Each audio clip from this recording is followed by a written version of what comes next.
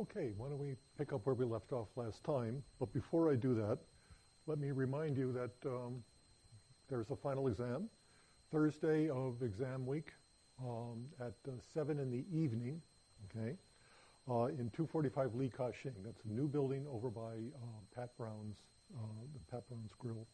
If you're a DSP student, I don't know what the proctoring arrangements are yet.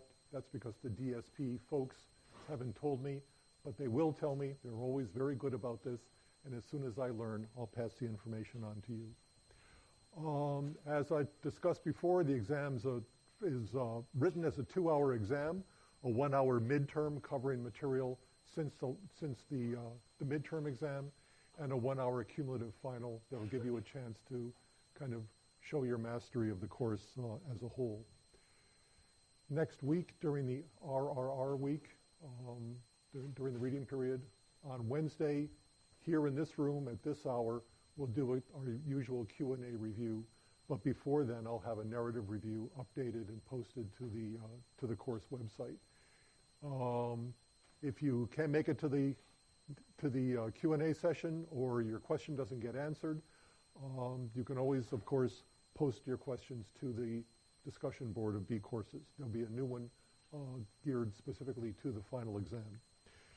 There's the material we're going to cover, just to make it clear, from coma and anesthesia up to now and Wednesday for the midterm, for the non-cumulative portion, and then the cumulative portion will cover that material plus the material from before the midterm.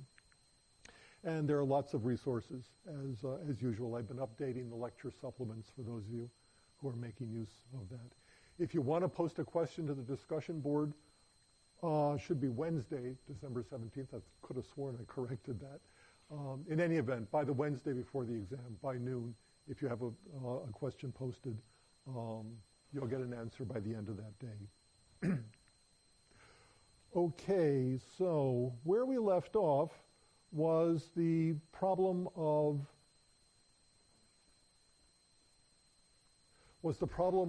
the origins of consciousness.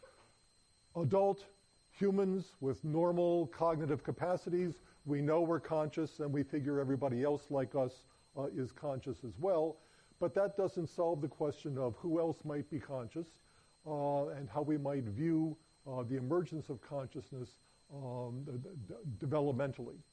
The problem there is, if somebody can't talk to you, if you don't have direct access to somebody else's mental states and they can't talk to you, how would you know whether they were conscious?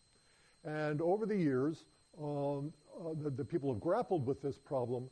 A number of theorists have posed a couple of different criteria that have proved quite useful. I talked about one of these last time, mirror self-recognition. Gordon Gallup has argued pretty convincingly that mirror self-recognition is a behavioral index of consciousness, because in order for you to recognize yourself in the mirror, you must have some kind of internal cognitive representation of what you look like and what you're doing, which is another way of saying you must be aware of what you look like and what you're doing, and that awareness is what consciousness is all about. And I described Gallup's classic experiment, which demonstrated that chimpanzees do recognize themselves in a mirror, suggesting that they at least have this particular aspect of consciousness available to them. But then I qualified that with Povinelli's the observation that really only a minority of chimpanzees pass the mirror self-recognition test. Some do, some don't. Most don't actually pass it. So that puts a different light on the evidence for awareness, for consciousness, even in chimpanzees, our closest genetic relatives. And then I switched to a second criterion for consciousness that's made its appearance in the literature, and that is what's known as the theory of mind, which many of you have been introduced to in your courses in cognitive psychology or developmental psychology, maybe even in intro. But the general idea here is that over the course of cognitive development, children acquire what the developmentalists call a theory of mind. That is to say, they recognize that their internal mental states are representations of reality, not the same thing as reality. And they also recognize that their internal mental states might be different from somebody else's mental states. That is, what they're conscious of might be different from what somebody else is conscious of. And again, although we usually think, although the theory of mind is usually taught as an aspect of cognitive development, in this course we're going to view it as another behavioral index of consciousness.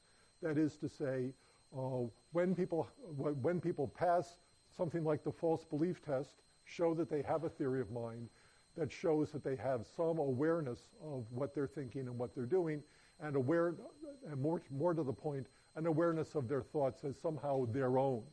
As James would have put it, every consciousness is a personal consciousness.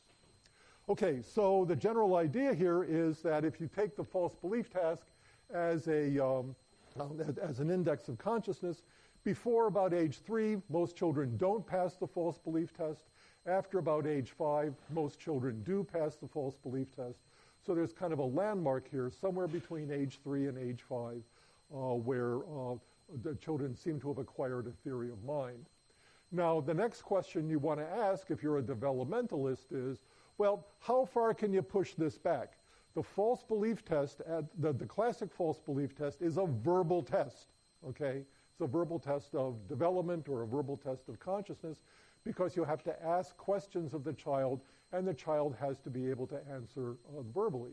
If we just took evidence like this as evidence of consciousness, we'd have to say that children younger than age 3 aren't conscious, and children after about age 5 are conscious, so that something happens in that 3 to 5 year shift.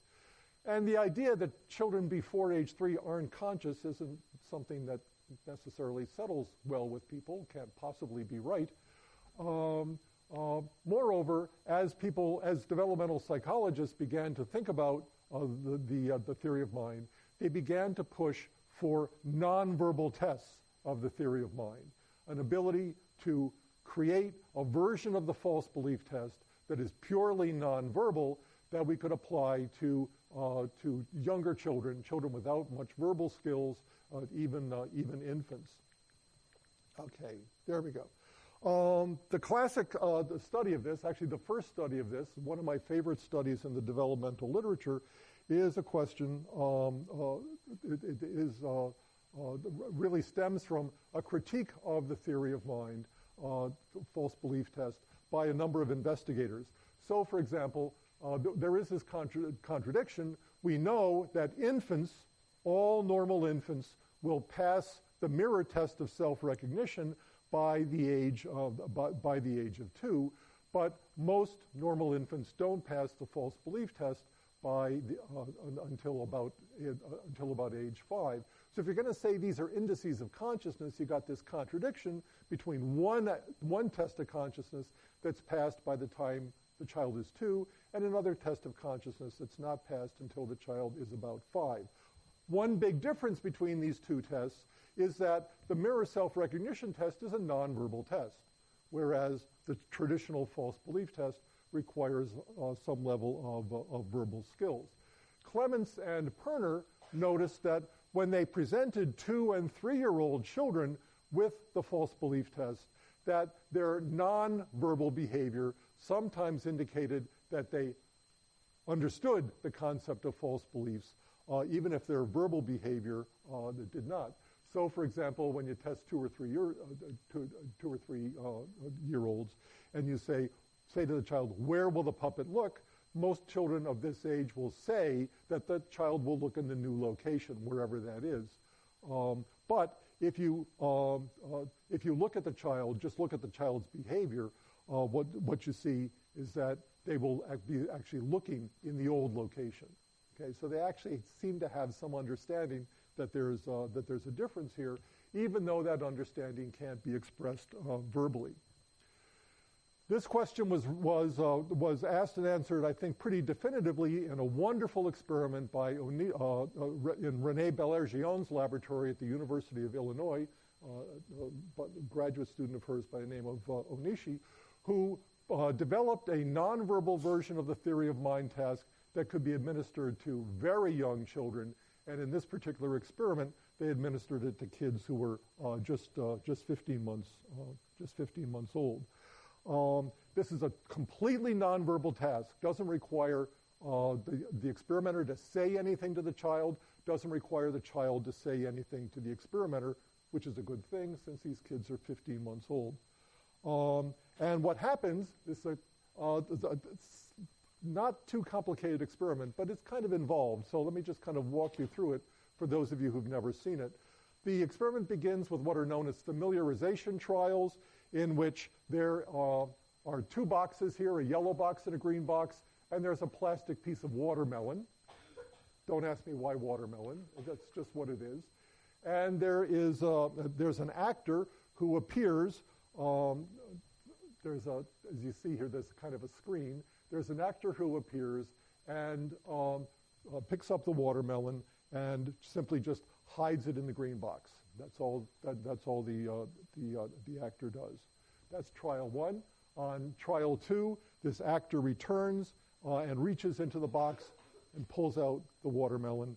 And on trial three, the actor reaches into the box and pulls out the watermelon. This is just a couple of trials to familiarize the infant with the experience. Notice this isn't hundreds of trials or even dozens of trials. It's basically one crummy trial in which the child observes an actor putting watermelon into a box and then reaching into the box later. Then there's what's known as a belief induction trial, and here there are 4 different conditions that are involved. In what's known as the true belief green, the actor watches as the yellow box moves toward the green box. That's all that happens. There's a little pulley system that moves the yellow box toward the green box and then moves it back. That's just to give the kid something to watch. Then there is a true belief, the true belief yellow, in which the actor, same kind of actor, watches as the watermelon is moved to the yellow box from the green box. So here's the yellow box, there's the green box, and there's the watermelon moving from one to another. Then there is the condition known as the false belief green condition. Notice that there's no actor present here, but again, by virtue of this pulley system, the watermelon is moved from the yellow box into the green box. I'm sorry, from the green box into the yellow box. And then there's this false belief yellow condition where the actor actually watches as the watermelon moves to the yellow box, and then the actor goes away and the watermelon moves back to the green box. Okay, so again, the infant is watching all of this go on, but in this case, the actor knows where the watermelon is. Here in the true belief yellow, the actor knows where the watermelon is. Here in the false belief green condition, the actor doesn't know that the watermelon has moved, and here in the false belief, the actor believes that the watermelon has moved and doesn't know that the watermelon has moved back. So now what happens in the test is that the actor comes back and reaches into one box or the other, reaches